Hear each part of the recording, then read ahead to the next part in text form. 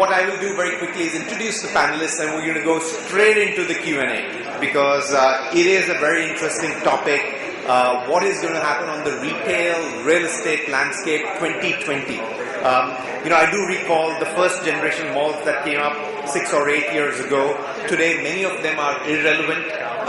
Many of them are very relevant, very successful. So what is it that they did right when they did the planning, 6 or 8 years ago? And what some of the others which were not successful did wrong? Because we're talking of 2020. So we're saying is that here we are in 2013, what's going to happen in 2020? I must also admit, personally, I find India run at the speed of sort of 5 years in 2 years. So more mature markets would take 5 years to reach where they are. India does it in 2 years. So it is so difficult. I was speaking with someone from our Singapore office yesterday, and he said, I haven't seen any 2 weeks in India which are the same. Either you're up there or you're down there, or something is happening within India. And that is how vibrant, our economy is, our consumers are, and as a result of which our real estate is. So I'm going to quickly introduce the panelists.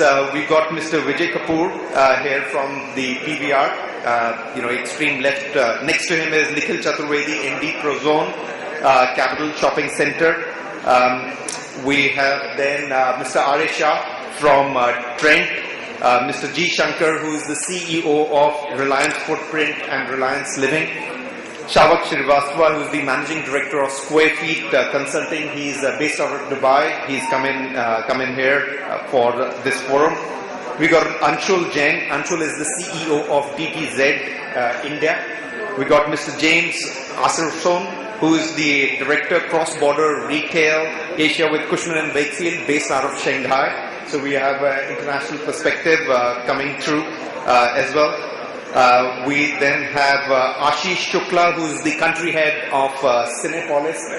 Next to Ashish, we have Preetham Daniel. Preetham is the Director India and Southeast Asia of IMAX. And we're sort of missing one other panelist, which is Shilpa Malik from Star Centers. I'm going to go straight into Nikhil, yourself, and Shankar, you, and ask you a basic question. Is the consumer habit going to change from where we're sitting in 2013 to 2020? And the reason that I ask, the rest of the conversation and the debate is really going to be led by what you say. Because if the consumer habit is going to change, which means the way that you're doing retailing is going to change, which means the way the malls are going to get built is going to change. So Nikhil, you first, and then Shankar, perhaps you can complement that.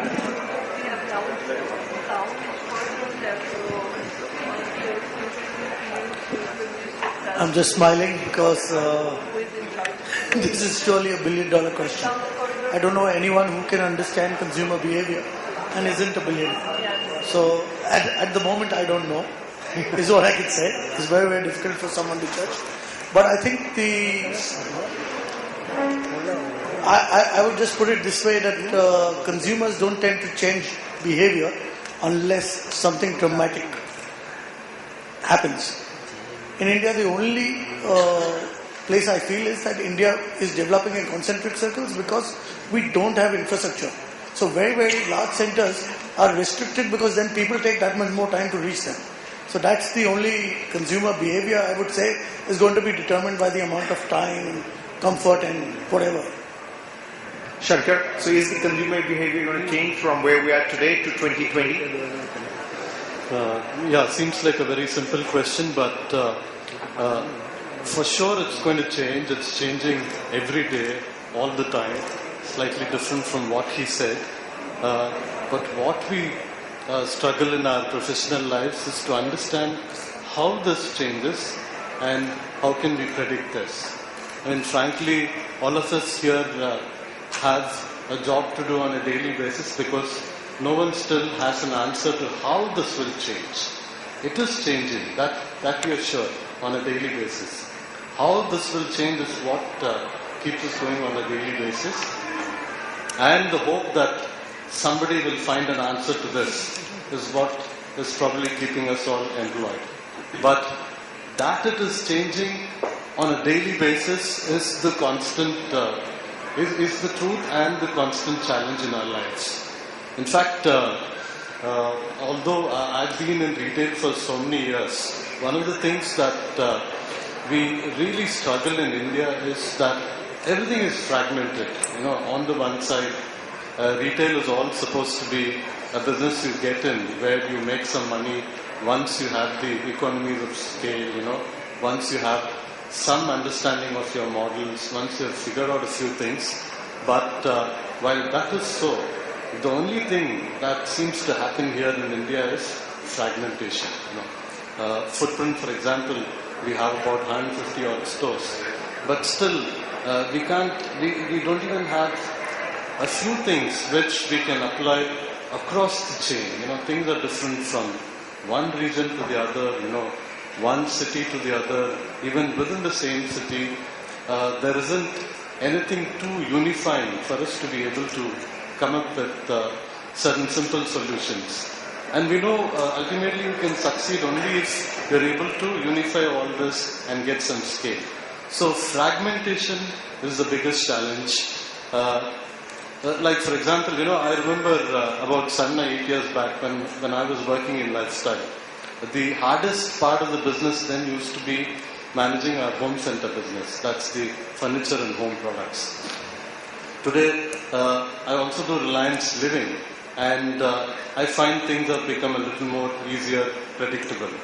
So, in my own head, the way I resolve this is, I think people have become very house proud. You know, anything to do with the home, anything to do with high involvement purchase, things are a little more predictable. We are able to see certain things, engage them, do certain things with them to get the sales and productivity. But on the other side, if I went into my Reliance Footprint business, which is not a high engagement product, a lot of it is about impulse. There isn't anything we are able to predict at all, you know, particularly when it comes to youngsters. You know, we're not able to find patterns, give something which has a common solution, except some, you know, some cliched beliefs. You know, everyone likes fast fashion. You know, everyone likes the stores to be fresh and green, change merchandise as often as possible. Those things are a little theoretical, hard to do.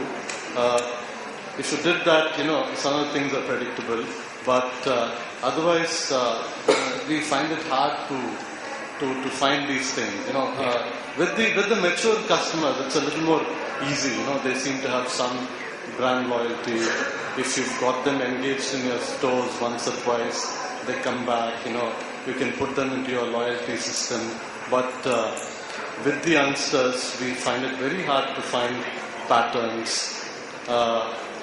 In fact, one of the biggest challenges is that you know, once a customer has been with you for some time, you're able to predict something out of it, but to be able to include a lot of new customers is becoming a challenge. You know, we've all built large formats, and all I hear wherever I go, whichever size any format started with, all that they're doing is reducing the size. And that speaks of the fragmentation that we're talking about. Hypermarkets, specialty stores. Now he started at 5,000, he wants to do 2,000 because he's not able to find a customer base for 5,000. I appreciate that's a very valid point. So all very fragmented. If somebody finds an answer, it'll be good, but a lot of us will go out of jobs. Yeah.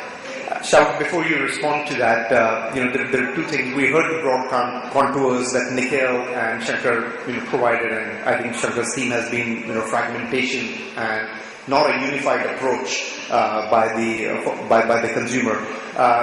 That's one. How do you deal with those circumstances when it is very difficult and evolving and quick change? And the second is, you come from a sort of a relatively mature market, and you've seen international luxury brands come into the malls. So tell us, would the international luxury brands influence the mall development in India? One. And second is really the point that Shankar and Nikhil have mentioned. How does one take into account the quick change and fragmentation that is continuing to take place in retail? Thanks. I'd start with that because I actually think that there are a couple of issues as far as consumer behavior is concerned. We don't know what the behavior is going to be or is, but we do know for certain, and we heard it in the morning in, I think, Arvind's presentation, that the median age is 26 years. So going ahead, that is the driver's change. And precisely because you don't know. Today, if you talk about malls are being designed by people who are over 50 years old and not by people who are 26, but they're catering for those. And that to me is really where we need to address issues. And a related issue to that, which is having immense changes of behavior across the world and certainly in India, is technology. And we are not building technology neither into, and I don't mean POS systems and stuff like that, but serious technology into how we're designing our malls and how we're designing our retails. And these guys are familiar with that technology. In fact, they are growing up only with technology, and that's what we really need to incorporate, because that is the real change in behavior. They're not going to shop the same way. And I don't even mean e-commerce. I mean, when they come into the shopping center or into a retail store, the way they look at stuff, the way they do price comparison is all completely different from what it was. And I'm not going to belabor the point, but that is what we need to address. Because if we can understand, talking about loyalty, I don't believe there is any loyalty any longer. People just hop from one brand to the other, one restaurant to the other, because there's so many new things coming, they just keep moving. People used to shop in apparel at a certain level. If they were well-heeled and affluent, they bought Armani or whatever. Today the same people will buy Armani and the same people will buy Zara, because those distinctions, those lines have got blurred. And these are the kind of changes we're seeing. On your other point, Anuj, about brands, I think it's not just luxury brands. I think brands coming from abroad would have completely different expectations. I think one of the serious changes is the quality of what we are building, both in terms of how it's organized. But as far as premium and luxury, they used to a much... They need a consumer who wants a certain degree of ambience and luxury, not just in the store, but also in the surroundings.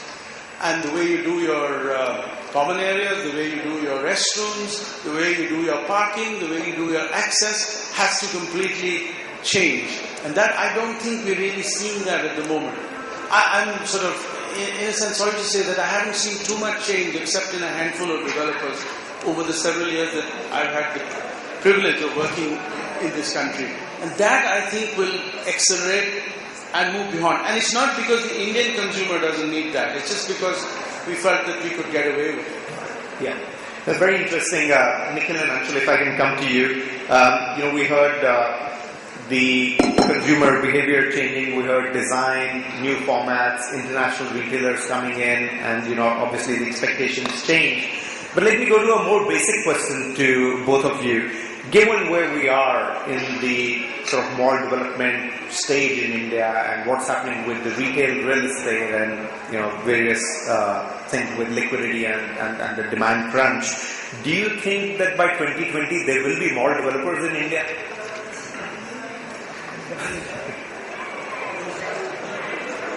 So talking about mall developers in India from a professional perspective, I think the short answer to that question is yes. That's how I see the retail landscape emerging in the real estate field. And the reason for that is very simple. I think, the opportunity in this sector for making money is huge. Combine two factors. Eventually the retail FDI is going to help on the demand side. But certainly on the supply side, if I look around the country today, there are probably a handful of malls which I would really call as good shopping malls or reasonable shopping malls. And if you look at all those malls, Shilpa would probably have a better view on how much money they're making, but they certainly seem to be doing a lot better than most of the shopping centers which have primarily been strata sold and so on and so forth. An important factor in the whole thing is going to be how the funding patterns in India are going to change. And we spoke a little bit about whether it's real estate investment trusts or organized funding. If organized funding comes into this market, then obviously you probably see international retailers, international mall developers are stepping into the country? Nikhil?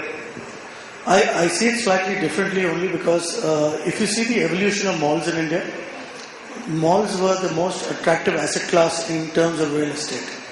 So if in terms of residential, if you would get a price of 5,000 rupees a square feet, the mall would give you returns of 80 rupees a square feet. And hence there was a surge of people who wanted to invest in this asset class, but it was extremely attractive. Given the new reality, it's not become an attractive real estate asset class. So obviously the investments have tapered. There are lots of people who don't want to invest. But this asset cycles will change. And what I believe is that the mall is basically turned from a 5-year business, an 8-year business into a 20-year business. Wow. And obviously because of that, unless the REITs come in and unless international funds come in, I don't believe that local people, you might have spurts where you see that suddenly this asset class is very attractive. You'll find a lot of money going into it and then a lot of money burning itself. But the experts are going to be the future of 2020, and I believe that for this asset class, you need pricing of finance as attractive. You need, internationally, no one repays the debt on the entire asset ever. You have to repay the debt in 8 years, and it's actually not viable. If you put up a new mall today, if you see most of the people who have been successful have had an extremely successful mall. But we also need to put into account replacement cost theory. Why are they successful? If you see a Phoenix Mills today, when he started, it was 3,000 rupees a square feet. Today, someone needs to compete with him, he needs to buy property at 24,000. So the replacement cost theory has made him unbeatable. It's not the format. It's similar to what has happened in Mulund. You'll see Nirmal Mall. You'll see every mall. What you'll see is that the replacement cost theory makes them unbeatable in the market.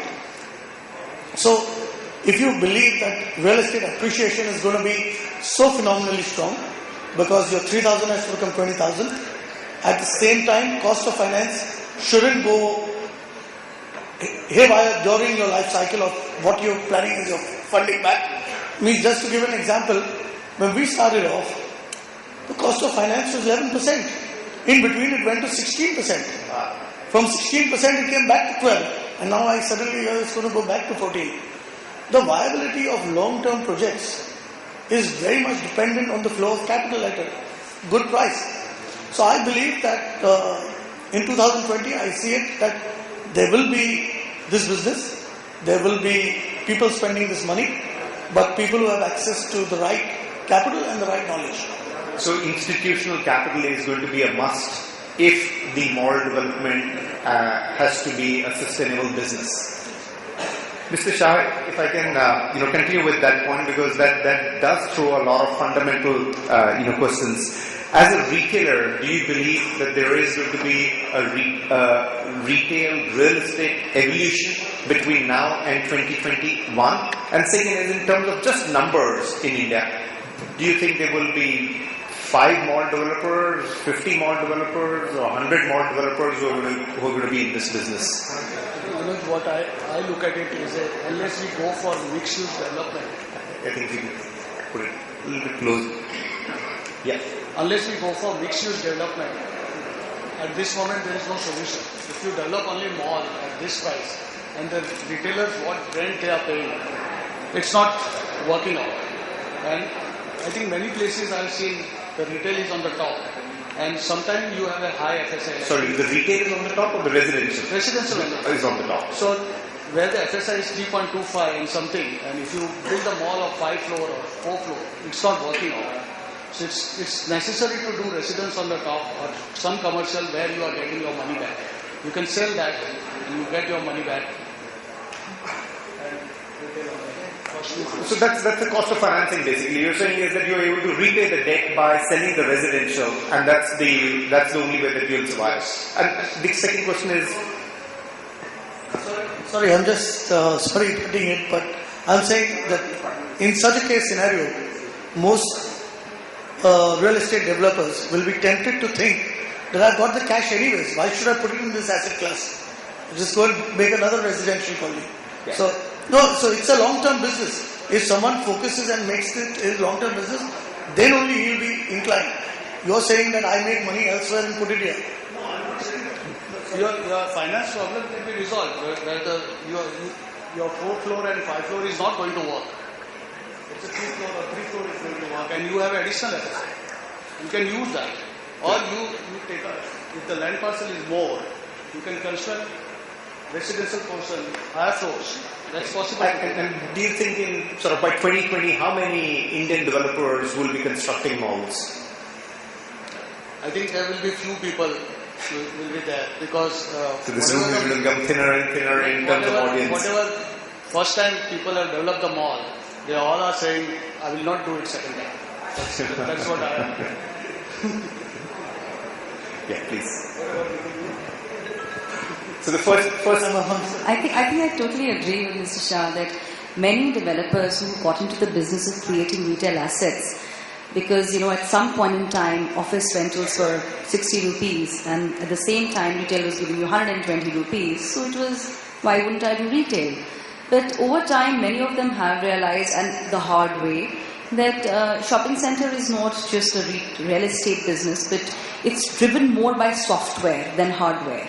And it needs to be more ongoing nurturing of an asset, ensuring that you keep the customer engaged, whether it is by right kind of events, promotion, managing the turnover of tenants more effectively, ensuring that you always have an eye on competition, and to see and match follow the trends of the consumer.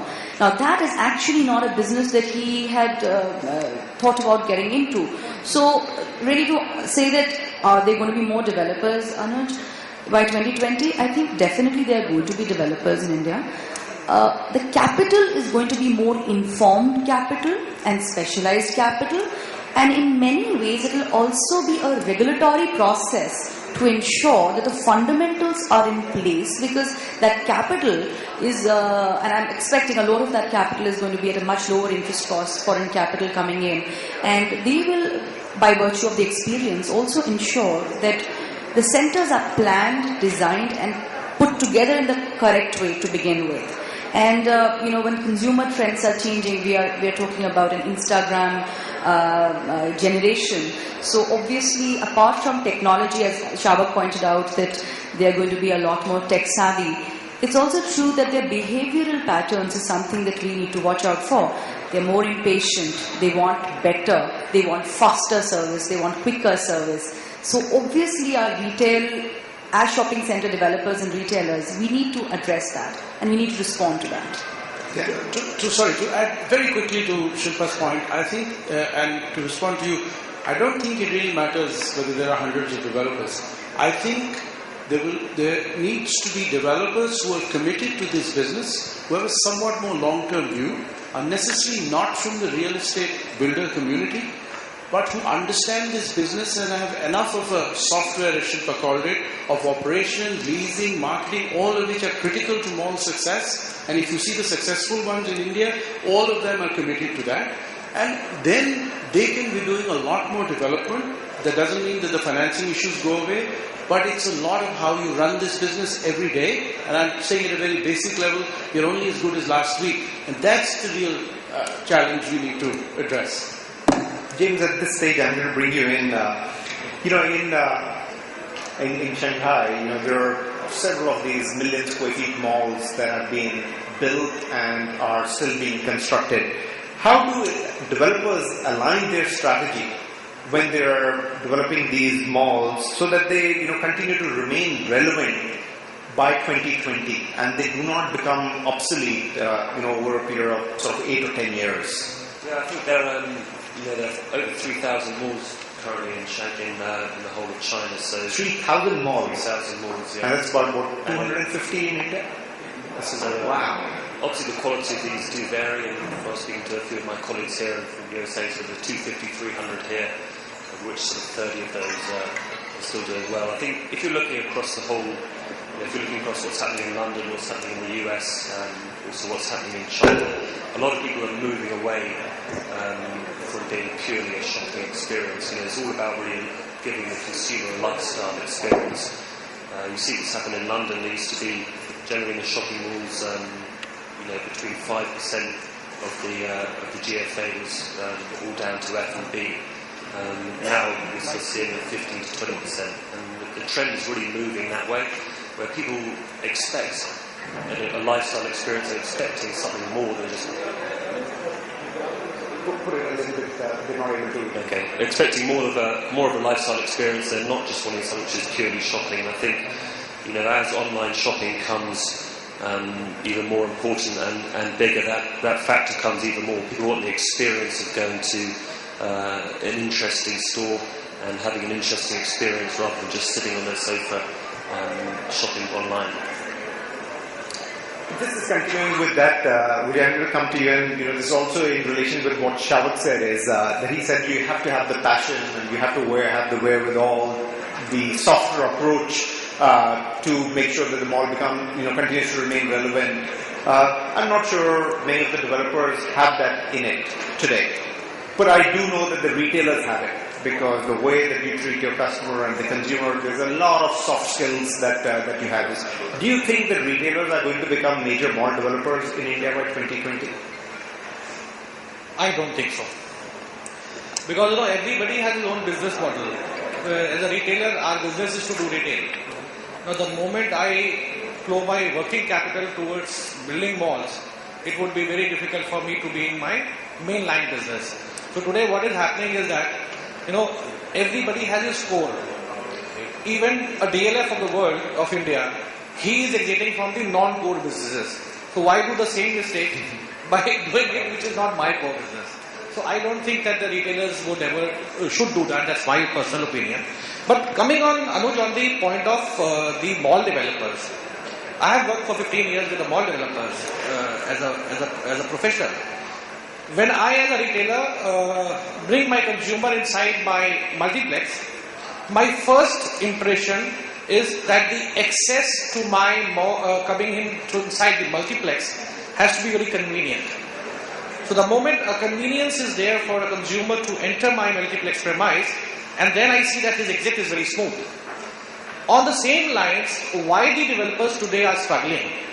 One is that the entry level for a mall developer is that the biggest problem what they are facing today, which is discouraging them from doing more malls, is that there is no standard approach from the government side in terms of giving them a support of a single window clearance. One developer today if he has to go to one department, it's a pain in the neck for him to basically get out of it. That the entry itself is so painful that it always discourages the entire developer community to basically think about it. I have seen international players in development companies coming in India, and because of the wrong government policies, they were forced to exit. So I think that is one arena where the government really need to streamline that. And then the second point was that today a million square feet mall is on the other side of the road, and the million square feet mall is sanctioned by the authorities across the road. Now there has to be some sense which has to prevail the way it has opened inside the cities where zoning has been done. That this is a zone which has been marked for residential only, no commercials please.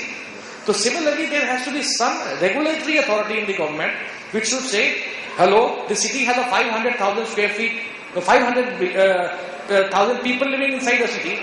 How can you sanction 5 malls? But isn't that good for you as a retailer? No, it isn't. Because at the end of the day, the 500... negotiate better rentals. It's not about rentals. What about the top line? Capital is one thing for once. But what about the top line? There are only 500,000 people who are going to visit the cinema. How do I create 500,000 to go up to 2,500,000? So it's very difficult for that matter. It's easy said and done that the malls are more, so you enjoy more.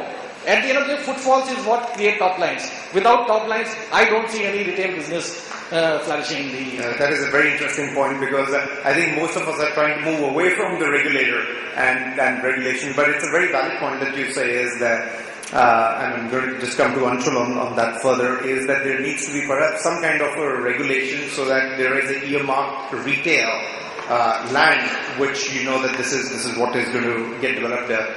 I'm sure we're not going to go to the government with that. Developers would not want the government to mess up with the real estate further than what they've already done. But just continuing on that, Anshul, do you think by 2020 we will have more suburban malls coming up in India, or this will largely remain a city centre kind of approach?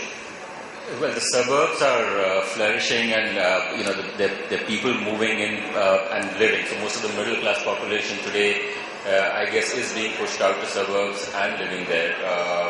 So there's no question about the malls not developing in suburbs. So I live in Gurgaon, and I can give you my example. Everybody says there's tons of malls in Gurgaon, and I say actually there are none that I want to go to. Right, and that's because most of the malls there are first generation. Obviously, there's Ambience Mall, which is kind of right at the neck of Gurgaon. But really, if you look at the population of Gurgaon, and coming back to, I totally agree to your point on having proper land use. Because if you don't have land use, places like MG Road in Gurgaon got filled up with shopping centers, with no planning, with no vision. It was just me too, and let's build a 200 to 300,000 square foot type shopping centers. But at the end of the day, the population in suburbs of Gurgaon, for example, it thrives for a good quality center. Yeah. And I think if I just extend that question and says, what would the situation be if it was to be out of the suburbs? So suburban, I completely agree with you. And what if it was to be driven outside the suburbs? Do you think that by 2020 we will have malls which will come outside the suburbs? Like in, again, I take the example of mature markets, maybe like the US. There are malls which are out of the city, central malls. I think unlikely by 2020 there may be malls that's come up, but whether they'll do well or not, I think it's going to be fairly unlikely. Because, do people want to travel for an hour and a half to get to a shopping center? They might do very well on the weekends, but what happens on the weekdays? Years ago I used to live in Jakarta, and there was a shopping center which was about 1.5 hours away from the center of Jakarta. I can't remember the name. We used to go there over the weekends, at times, buzzing, completely full up.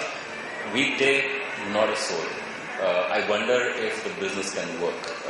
So I think in India as well, with the rising costs, the mess on the roads, the transportation, whether it's suburbs or otherwise, I think by 2020 I'm not really looking at... Not very hopeful that there's going to be out of suburb. Yeah. Nikhil?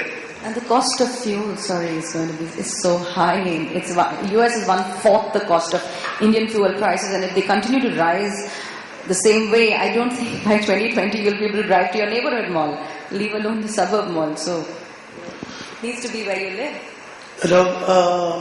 My thought on this is slightly different. What we call the suburban mall today becomes the city center mall tomorrow. Just to give you a very simple example, there was a time when at Provoke we used to get 0 sales between Andheri Lokhandwala and Borivali. 0 sales. Because everyone used to say, यहाँ पे कोई खरीदार नहीं है. Okay. InOrbit came. Everyone said this is in the middle of nowhere. Garbage dump. We opened a shop there. Today it's the heart of the suburb. All I'm saying is, everything which looks suburban today becomes the heart of town. And unlike international countries where one suburb can remain a suburb because the infrastructure is there to reach it, today I have a nightmare reaching from my house till InOrbit. So I want to go to one closer to my house. Someone else doesn't reach InOrbit, he reaches Oberoi. So the catchments are becoming smaller. And what you call the suburbs today will be the city centers tomorrow. So I believe that's the future. Suburbs that will get out of the city. Sorry, James, you were saying something? So I was going to say, I think on the sort of out-of-town shopping centres, I think unless you're offering something very special, people aren't going to be willing to travel. Obviously, the further you get out of town, the land gets cheaper and you can start building much bigger shopping centres. But I think, by 2020, the roads are a real struggle, and the people are already going to travel a long distance if they're primarily going to save money, and that's what you've seen in a lot of places with outlet centres opening. I think that's potentially a big market here in India for developers. That's a good point. Ashish, you've been sitting quiet, and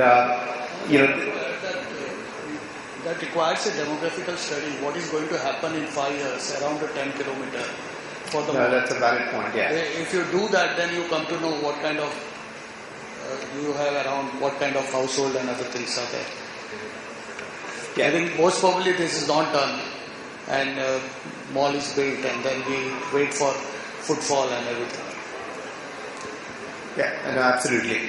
So Ashish, till now we've had sort of a cookie cutter approach on malls. So if I was to close my eye and say, what does a mall have? It'll have a hypermarket, it'll have a departmental store, it'll have a food court, and it'll have a cinemaplex or a multiplex. Do you think that this product mix is going to change over the next 7 years? So, basically what we are discussing today is the 2020 approach. So I would like to share a little bit about what Cinepolis as a company which is coming from Mexico has seen in developing markets, and Mexico being one of them, and so is India, and the other very important markets that we've entered these years is actually Brazil and US. So what we've seen in markets which are emerging, that the trends change really fast, and what we're talking about is 7 years ahead. 7 years, actually 7 to 10 years of generation changes, and that generation change is actually what a child is seeing with his mother or her mother. A young adult is seeing what adults are doing, and actually that completely changes the scenario. If I was to look at 5 years or about 7 years back, we are talking of what, 2006. So 2006 to 2013, we've seen a substantial change in India. So there is definitely going to be change, and there would definitely be malls and more developers who would be investing. But as Shilpa had said it, that it will be informed money that will be going in. That is something that we do see. To address what Vijay was actually talking, I would like to share my experience while I was driving around a couple of cities in Mexico. These are like 8 lakh people population cities, but having 60, 65 screens, and 10 multiplexes and 10 malls, and all of them doing fairly well as a business. So what is becoming a reality is that retail has to pay for its own self. It's like the earnings for the family, like the father has to do or the mother has to do. So similarly, if the location is making money for itself, which will only happen with realistic costs and realistic business ratios, and that is what is going to be. What we have seen in our business, I'll give you 2 examples of India where we are currently operating. One extreme example is a market like Patna. I don't know how many of you have been to Patna. We operate a cinema there, and it's a market where we've seen it was completely dry in terms of any entertainment opportunity, and it's doing brilliantly well. So this was like an untapped market.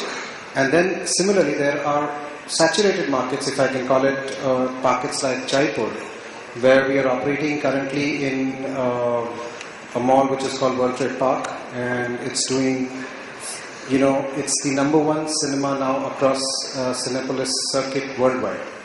So, and the reason is the kind of development the developers make. So it's all about what kind of a development you make. And what are the opportunities that you've chosen for yourself? If you've gone wrong on the location, it's absolutely finished. If you were to say that the government can regulate this, absolutely not. We want in privatization. And privatization, if the money, the person who's putting in the money doesn't know where he's putting it and he can't make money out of it, too bad.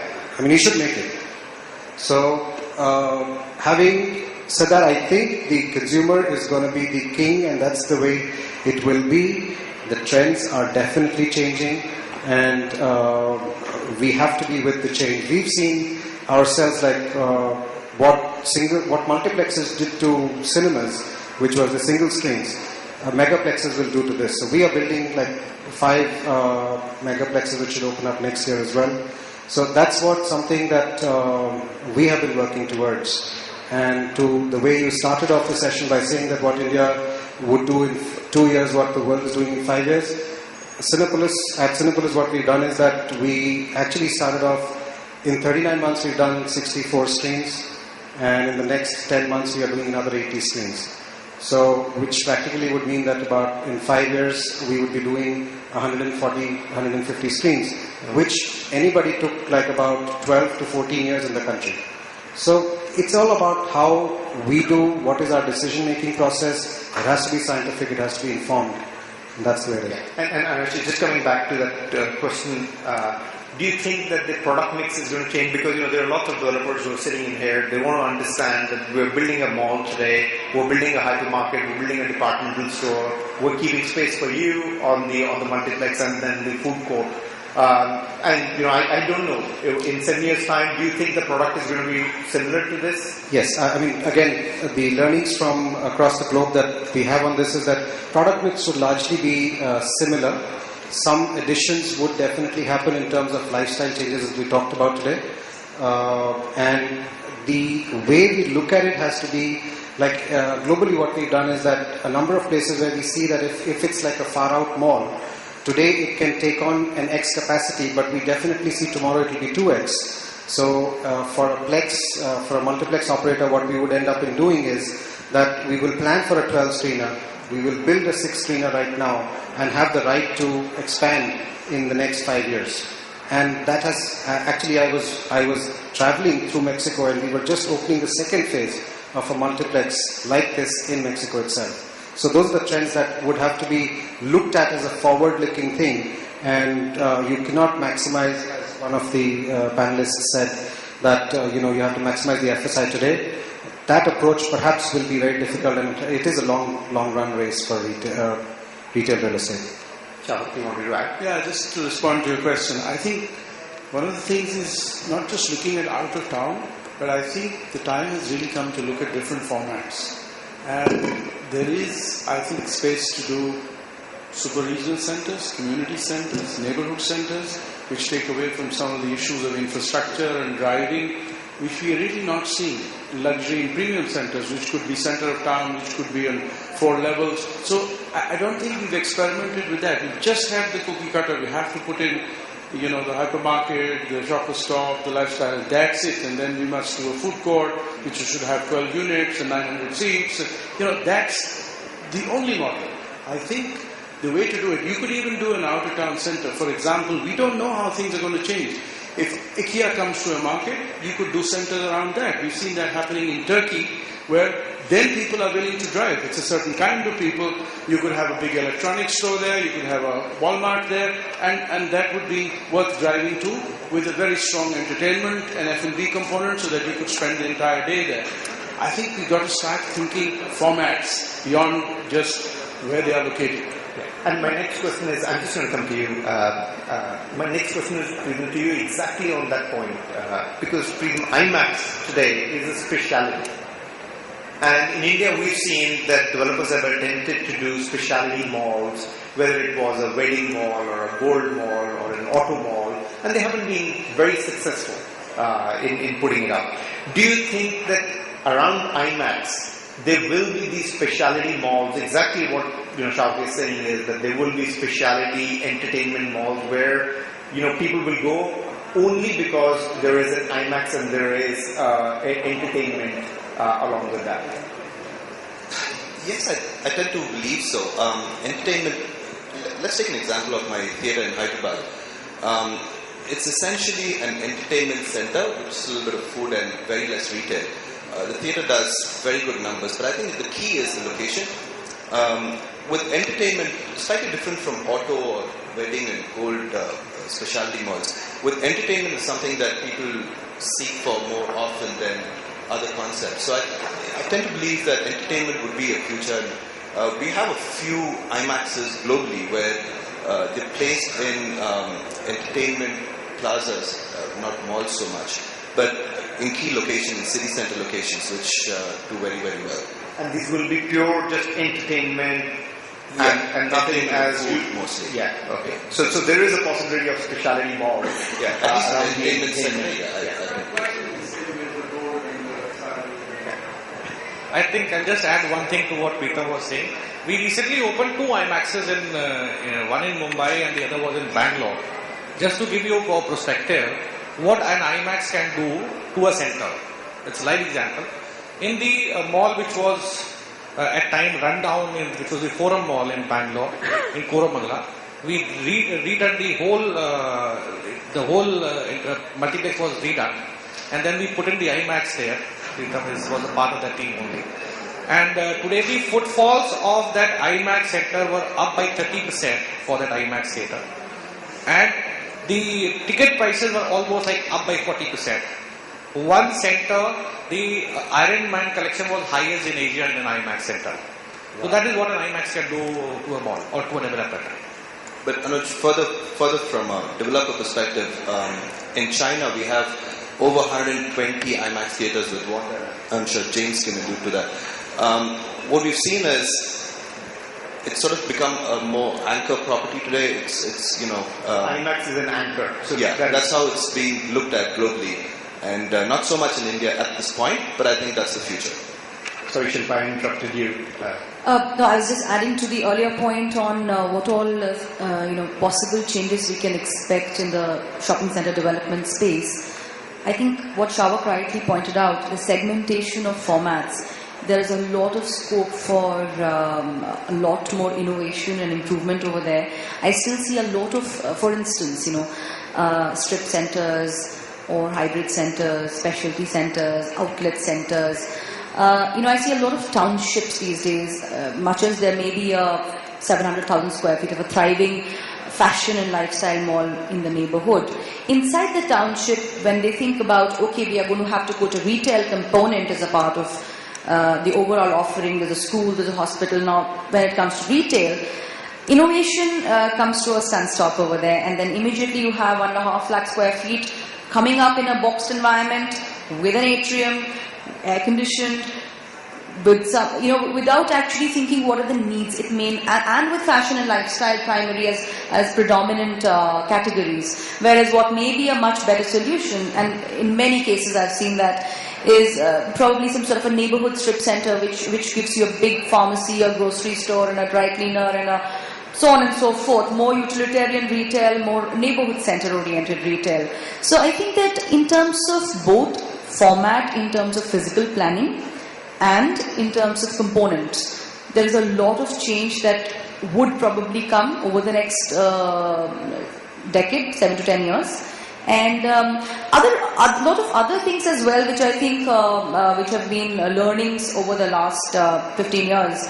I think safety and security is one area which all developers are going to take a lot more seriously, rather than to just deploy 10-20 cameras across the mall.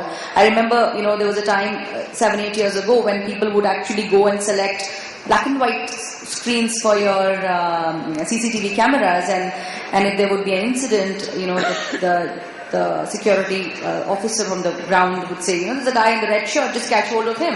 And you could never identify the guy because you had black and white screens. So again, that's a very extreme example. Today most responsible developers are considering colored screens. They're considering a lot more other advanced technologies, PTZs, etc. But I think that with more and more women being in the workforce, more and more women being shoppers, I think across the board areas like safety security will definitely get a lot more attention from developers, particularly in wake of some, they are very easy targets from terrorism standpoint and a lot of other issues as well. Design is another area which I think is going to get its due credit and importance now. Driving and creating value in real estate by design is something that most advanced markets, developed markets have pretty much used as a tool to deliver your IRRs. I think that is something which in our context is something which is desired a lot more and it's needed a lot more. But so far, we are far from what we need to achieve. So, in terms of core fundamentals, even if it is simple things like so many centers, even when there are fancy architects attached to them, I see that, sight lines, circulation, very, very core fundamentals. I think once in the next decade, we will definitely be using design as a stronger tool to create value, and mix as something which is not just left as a function of marketing alone.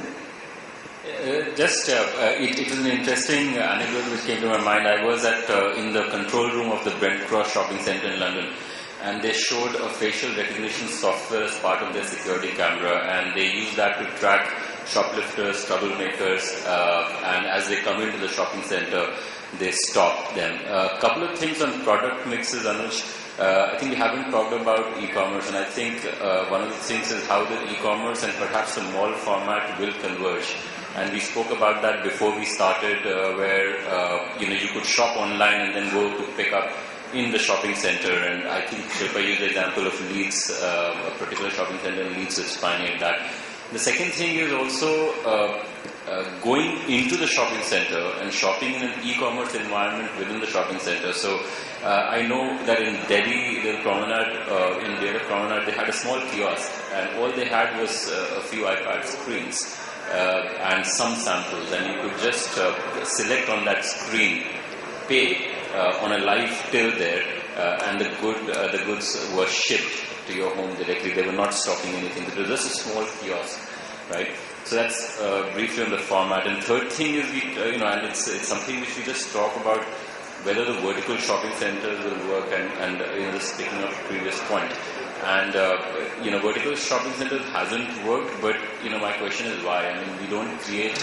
If we create a transportation solution, vertical transportation solution, or by design, I think then enough shopping centers around the world which have dual access into multiple floors from ground floor, and those kind of things work. So we might see some of those coming into India by 2020 from a mall design and product. And those are the last 2 points that I wanted to catch with Mr. Shah and Mr. Shankar. Exactly what Anshul has said is, on the e-retailing part, and this is, Mr. Shah, your thoughts on that. Would e-retailing dominate, and the need for physical space go down because people will be just buying online, and there isn't that much need for retail real estate space? I think e-retail, basically, if we look at it, different people have used different kind of format. Mark Spencer is saying you order but collect from the stores, and like Amazon, they will deliver it home. I think it's getting evolved, and how the Indian consumer will adopt that is a question mark. And I feel definitely some of the people will go for e-retailing, but it's required to be observed. It's not that easy. And are we ready for an Indian consumer, like Amazon will, if you are ordering footwear, they will give you 5 types of footwear and you can try out at home and return back 4. Is it practically possible in India? I see it's a question mark. Mr. Shankar, apart from that question, you can add on to that is, do you think that in India we will have vertical retail development, just like we see in Hong Kong? You go in there are vertical malls. Do you think that in India, those vertical malls would work? You mean vertical, not by product categories? You're talking about this high one? Just, many levels of retail real estate space. That doesn't, even now people are reluctant to go beyond 2-3 levels. I think that seems a little far-fetched. But e-commerce is here to stay, for sure. And that will have an effect on the physical space development. Things are getting smaller, and all of us are factoring some amount of business going away the e-commerce way. My take is as we go further into time, big is not beautiful at all. Things are going to get smaller and more fragmented in every sense. Just on e-commerce, I was at a conference, shopping department store conference, and it is interesting to note that actually the biggest growth has come to people who are into omni-channel retailing and who are actually big retailers with bricks and mortar. Good example being the Macy's Group, which does something like $28 billion of sales through their stores and $3.2 billion through e-commerce. And the fact that they are now actually made all their stock as one and actually deliver from their stores.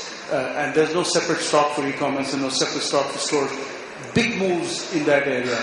If you take a country like the UK, which actually has more e-commerce than all of Europe combined, including Germany, and has taken to it, the physical stores haven't really lost out on it, and some of the brands who have made the biggest progress are the ones who are doing the best in bricks and mortar stores. So I think it's really the fact that those days are gone when everybody thought that everything would disappear and physical stores would disappear.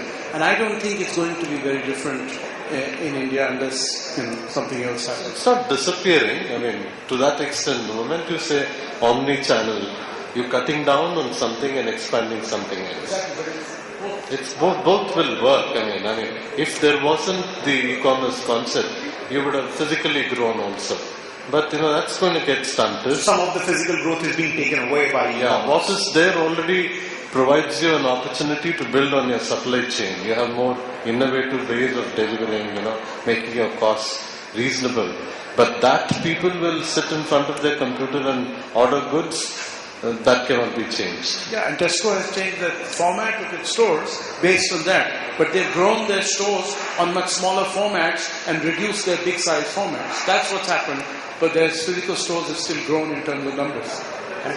Philip Clark famously said, it's not about property. It's not a property war anymore. I mean, Tesco is still large. But it's, future growth won't come from expanding further on physical stores. It's a combination. So I think just to slightly disagree with the panel, I think we've seen quite a big change in flagship stores, and a lot of retailers actually going for larger spaces purely to try and show off their goods in that much better way.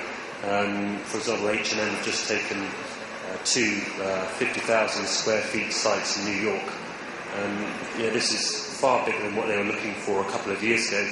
But it's something which is, these new flagships they're doing are that much bigger. Diesel are doing something similar, thing called Diesel, which has got the store, it's got a cafe, it's a whole about a lifestyle experience. And I think the stores are quite often getting bigger because the retailer wants the consumer to stay in their store that much longer. And display, I guess, helps the e-commerce business. Yeah, very much so. Yeah, and also just to add to that, e-commerce is not always necessarily eating out of the store business. It's also increasing consumption overall. And US is again a great market. And if you leave the last 3-4 years aside, one of the most peak performance of Amazon online book retailer was exactly the same time bookstores like Barnes & Noble and Borders were opening more and larger stores, 15 to 20,000 square feet. When Amazon was at its peak, I'm talking about early 2000 and actually late 90s. And so it was not that people were not going to bookstores because they were able to buy off Amazon, but they were thriving together, and they were also increasing consumption.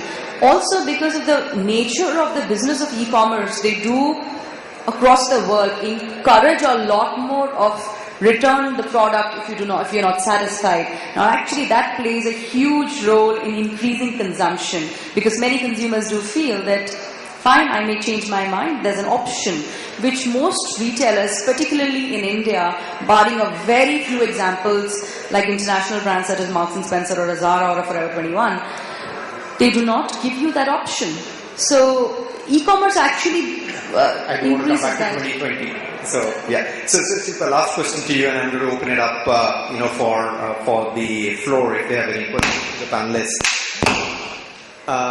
Will the pace of urbanization mean that shopping centers will continue to dominate the retail offer in future, or will alternatives come up to those shopping centers, or will some of the alternatives that there are of high street, they will die by 2020?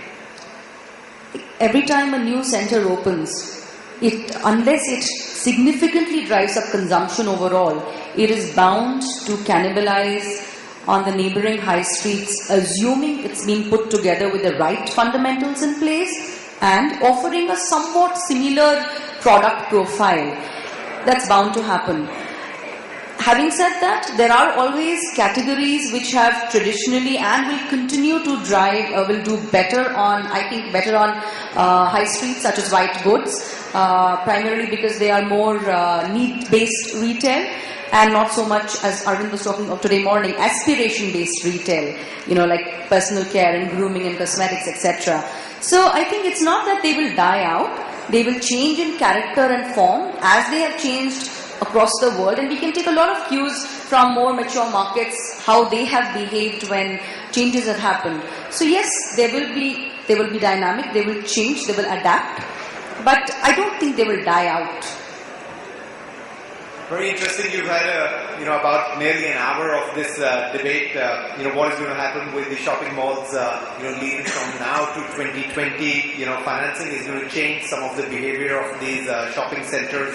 It was very clear from the way that Nikhil and Mr. Shah led it that unless it becomes an institutionalized model, it will be very difficult for Indian developers to get into the development of the mall space. Clearly Shilpa's thoughts that high street are going to stay here, malls are going to stay here, but the high streets are going to evolve very, very differently.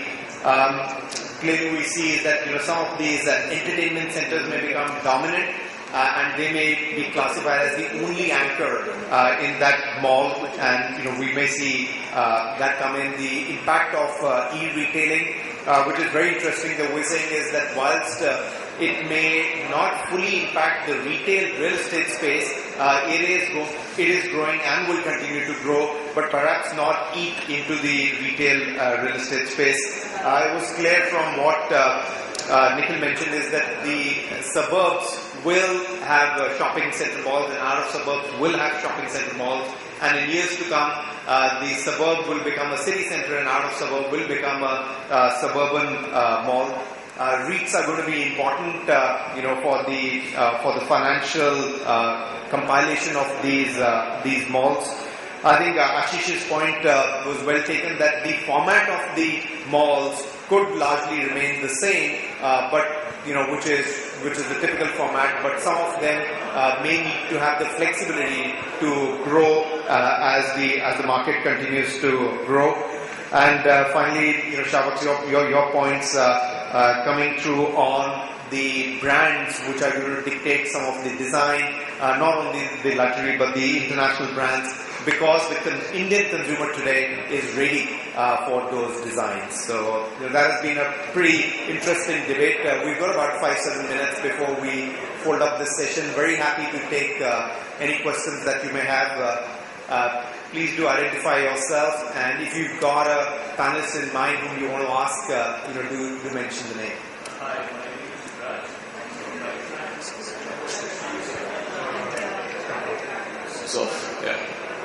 Hi, my name is Yuvraj. I'm from Knight Frank. My question is to Mr. Puri. So there's an increasing gap between what moderator, I'm not happy. But I think you'd be most appropriate to answer this. There's an increasing gap between what retailers can actually afford and what developers can actually lease out spaces at, and this is only going to increase because retailers are getting more and more practical by the day and not paying out of their heads. So how many malls do you think will be there by 2020, and how possible is it going to be for developers to come up with more spaces for retail offerings? And what's going to rule more, whether it's going to be malls or high streets, that's going to define the future of our retail market? I think there are a lot of questions in that one question. Very quickly, I think my view is very similar to what the panelists have said. I think the trouble is coming in from the financial structuring of the mall, because if you're borrowing, as Nikhil said, is at 14-15%, it's non-starter. I would just not do it. I would rather build a residential where I sell off plan and I'm able to fund the construction in today's environment where the banks are not going to be very happy to lend for a mall, and that too at 14-15%. I think that is where the structural problem is coming through. That's one. Second is, whilst we did not discuss on this panel, I feel that the retailer needs to be more efficient themselves. I think is many a times their efficiency and their lower productivity is being put on to the mall developer. Because I genuinely believe that their own capital the way that they have capitalized the companies need to be more efficient, which will bring in a lot more EBITDA margin, and the ability of that retailer to pay more because they have a higher EBITDA margin needs to come in there. I think there's malls, how many there are, I don't know. We heard James say there are 3,000 malls in China. Okay, that we may not have 3,000 malls, but can we have half of them in India? Let's see. I think unlike China, where the tier 2, tier 3 city story has stacked up well, in India, unfortunately, the tier 2, tier 3 story did not stack up. And that did not stack up because tier 1s become cheaper. And hence the new economy, i.e. the IT, is not willing to go away from the top 7 tier 1 cities of India. If they are not going to go to tier 2, tier 3, there is no new economy that is coming in. If there is no new economy, then how do you get the consumption going into some of those tier 2, tier 3 cities? As far as the high street and malls are concerned, I think both will coexist. Shilpa articulated that very well. I think there will be specialization on the high street. And there will be product categories which, as Shilpa said, white goods was a great example. They will continue to flourish more on a high street rather than in a mall. Sorry. Hello. Yeah. My name is Anik Banerjee. I work for a company called NR Group, which is into incense sticks and fragrances. I was a little bit confused. From the morning, we heard a gentleman of Case Technopack saying that we need some, I don't know, how many billion square foot more of retail by year 2020. Here I'm finding people are not, they're saying that more developers will not, they may not get into the business anymore. So I don't know where is this gap. Secondly, my experience, I've been trying to find locations in malls for some time now. I'm not really sure, I'm surprised that you're saying the malls are not making money, because I find the rents are very high, and then there are, of course, CAMs and so many other costs and draconian rules in the agreements. So I'm not sure why all the malls, all the shops are 90% filled and 95%. It's not a matter that many shops are, many retailers are coming and going. But at any moment of time, most of the malls are 95 to 90% filled up. Yeah. So where are the constraints? Very valid two questions, Nikhil. If I can request you to respond to those. The two questions are, one, we heard in the morning on a panel that there is a huge amount of requirement of retail real estate. There's a lot of requirement of malls. And then we're saying here that malls are not really going to come up. So, there is a bit of a contradiction on that. And the second is that from the perspective of the retailer, they're paying top dollar rent, and including CAM, etc. It's becoming quite heavy a rent. And then we're saying is that malls are not profitable from a developer. So where's the dichotomy? No, I think it's quite simple. You have only 100 rupees in the pocket. Both believe that they own 80 out of it. So one fellow says 80, I'm really fair. The other fellow says 80, I'm really fair. But there's only 100 in the pocket. So basically, where I see this coming from, most of the people are going on about, how this industry is going. What we are failing to understand is that this industry, from a 7 or 8 year industry, has become a 16-year industry. So if you can plan for 16 years, it's a fantastic industry still. Payback of your capital has become from 8 years to 16 years. Yes, and you're not able to, the model has not evolved. It's what happened to the hospitality industry. Half the hotels are sick, half of them are up for sale. Same reason. 8-year plan, 14-year payback. So what they're saying is that there are retailers. The reason is if you have empty space, you'll give it to the retailer at any price. But is your economics working? No. So most of the successful retailers are not people who opened yesterday. They're the ones who opened 6 years ago. So their economics have started sitting in 6 years or 7 years. And now, if you see all their balance sheets, the debt continuously over the years has started going up. And after 6 years, the debt starts going down. That's exactly what is happening. And it's going to happen for the next 5 years again for people who opened in 2030. So it's a cycle. So I don't think saying 95% occupancy is, if it doesn't give that 95% occupancy, is more bankrupt. And similarly for the retailer, the challenge is India has 17% of the world's population, 25% of the world's population under the age of 25, and 3% of the land mass. Land is intrinsically expensive in India. 50% of our savings goes into real estate. So people don't care when they go into housing if they get a return of 1 and 2%. But the truth is, in the next 10 years, $5 trillion is expected into real estate because the savings is going to be $10 trillion. So if you have those sort of numbers, this is continuously going to grow the market. And at that point of time, again the replacement cost of theory will come in and everyone will say, oh, Aurangabad is so successful. The truth is, I planned for 8 years, it will happen in 12. Yeah, I think this session is a very important session just to answer your question, because what you would have heard before was a retailer's perspective. So retailers are saying is, yes, we need more space, we're anyway paying so much, so what's the problem? What you have heard today is the developer side of the story, we're not going to go off this project. So you can't twist my arm and say you have to do a retail mall, I'll do a residential, because I get better returns on a residential than I get it mall. So retailer saying I need more space, mall developer is saying is, boss, I can do residential better and I make more money on that. And second, Nikhil's point is very valid, is that whilst you're saying is that it's 95% occupied, at what cost is it being occupied? The mall developer is still not making money. I'm surprised with Nikhil's statement that he's saying is that the mall today is getting back the capital in 16 years. 16 years is a long period of time. I don't know how many businesses can survive to say that I'm going to put in money today and I'm going to get the capital in 16 years. Sorry, one last question. I know that we've run out of time. Go ahead. Yeah, so I'll put on the quick question. I'm Devang from Cinepolis. Again, James mentioned that, there is a huge supply in the other market like China for malls, and India still is looking for more and more malls. On the other hand, developers saying 16-year payback. I don't think any developer would be interested in 16 years payback for sure. For future, that is not true. But there are successful mall developers who has not built 1, 2, but around 5, 6 retail. To name a few, which comes to my mind is like our mall. We have Inorbit, we have Infinity.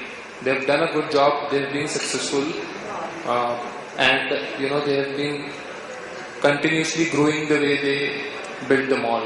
So is there anywhere there is a good learning line which a developer community is not following, or probably we can have some session during some forum where we can take up the good books of what good can happen for good mall development. Sorry, I'm not sure, James, whether you will be able to respond to that. I think the question is perhaps more in line with what Nikhil said earlier, but I'll attempt to sort of rephrase it. The question is that there are certain mall developers in India who've been very successful and they've done half a dozen malls and they continue to build those malls. So are they doing something right that the other mall developers in India are not doing it? I think there's a big lack of quality in the malls there, and I think that's why you see a lot of the international retailers not expanding that much. We were looking at some stats today saying that there's 22 million square feet of malls coming on by 2017. Of that, only 1.4% of it's going to be luxury. And I think that's a big sector which is missing out, and I think doing quality developments is something which is really missing here. As the guys have been saying, the real prime assets which have been developed in an extremely good way are profitable.